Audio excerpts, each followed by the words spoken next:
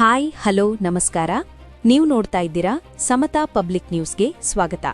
Gas ಹಾಗೂ ದಿನನಿತ್ಯ ಬಳಕೆಯ ಅಗತ್ಯ ವಸ್ತುಗಳ ಬೆಲೆ ಏರಿಕೆಯನ್ನು ಖಂಡಿಸಿ ರಬಕವಿ ಬನಹಟ್ಟಿ ನಗರದಲ್ಲಿ ಕಾಂಗ್ರೆಸ್ ಪಕ್ಷದ ಕಾರ್ಯಕರ್ತರು ಹಾಗೂ ನಾಯಕರು ಬೃಹತ್ ಪ್ರತಿಭಟನೆ ನಡೆಸಿದರು.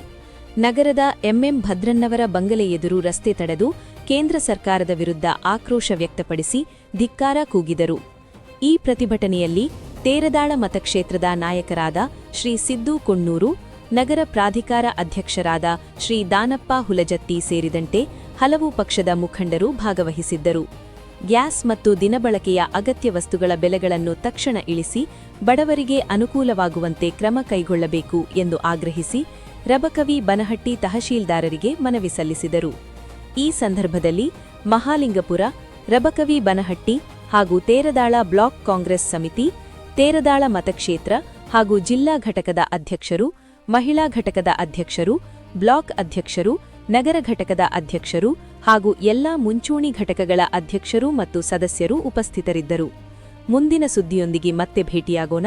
ಅಲ್ಲಿಯವರೆಗೆ ನೋಡ್ತಾ ಇರಿ ಇದು ನಿಮ್ಮ ಇವತ್ತಿನ ಈ ಸಂದರ್ಭದಲ್ಲಿ ಹಾಜರಿರುವಂತ ಎಲ್ಲರಿಗೂ ನಮಸ್ಕರಿಸುತ್ತಾ, ಏನು ಬಿಜೆಪಿ ಸರ್ಕಾರ ಕೇಂದ್ರ ಸರ್ಕಾರ ಗ್ಯಾಸಿನ ಒಂದು ಬೆಲೆಯನ್ನು ಏರಿಸಿದ್ದಾರೆ ಮಾಡಿರುವವರಿಂದ ದೀನ ದಲಿತರು ಹಾಗೂ ಇವತ್ತಿನ ದಿವಸ ಬೆಲೆ ಏರಿಕೆ ಬದಲು ನಮ್ಮ ತೇರದಾಳ ಮತಕ್ಷೇತ್ರದಿಂದ ಎಲ್ಲ ನನ್ನ ಅಕ್ಕ ತಂಗಿಯರು ಈ ಗ್ಯಾಸ್ ಏರಿಸಿದ್ದಕ್ಕೆ, ಸಿಲಿಂಡರ್ ಹೆಚ್ಚಳ ಮಾಡಿದ್ದಕ್ಕೆ ಎಲ್ಲರೂ ಇವತ್ತು ಸ್ಟ್ರೈಕ್ ಮಾಡ್ತಾ ಇದ್ದಾರೆ.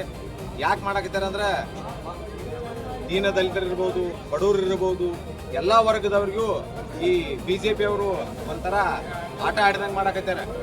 ನೋಡ್ರಿ, ವಿಚಾರ ಮಾಡ್ರಿ, ಈಗ ಎಲ್ಲೋ ಯುದ್ಧ ಆಗತೈತಿ, ಆ ಯುದ್ಧ ಆದ್ರೆ ಗ್ಯಾಸ್ ಬೆಲೆ ಹೆಚ್ಚು ಮಾಡಾಕ್ತಾರೆ.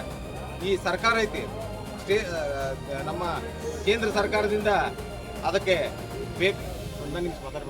ಅದಕ್ಕೆ ಬೇಕಾದ್ರೆ ಅವರು ಅನುದಾನವನ್ನು ಕೊಡಬಹುದು. ಯಾಕಂದ್ರೆ ಮೊನ್ನೆ ನೋಡಿದ್ರಿ ನೀವು, ನಮ್ಮಲ್ಲಿ ರೈತ ಸಂಘ ಸ್ಟ್ರೈಕ್ ಇದ್ದಾಗ ಏನಾತ ಅನ್ನೋದು, ಸ್ಟ್ರೈಕ್ ಮಾಡಿದಾಗ ನಮ್ಮ ಬೆಲೆ ಏರ್ಸತ್ತೇಳಿ ರೈತರು ಸ್ಟ್ರೈಕ್ ಮಾಡಿದಾಗ 50 ರೂಪಾಯಿ ಸಿದ್ದರಾಮಯ್ಯ ಸಾಹೇಬ್ರು ಕೊಟ್ರು. ಯಾಕೆ ಕೊಟ್ರು? ಫ್ಯಾಕ್ಟ್ರಿ ಅವ್ರಿಗೂ ಅನುಕೂಲ ಆಗಲಿ, ರೈತರಿಗೂ ಅನುಕೂಲ ಆಗಲಿ ಅನ್ನೋ ಉದ್ದೇಶದಿಂದ ಕೊಟ್ರು.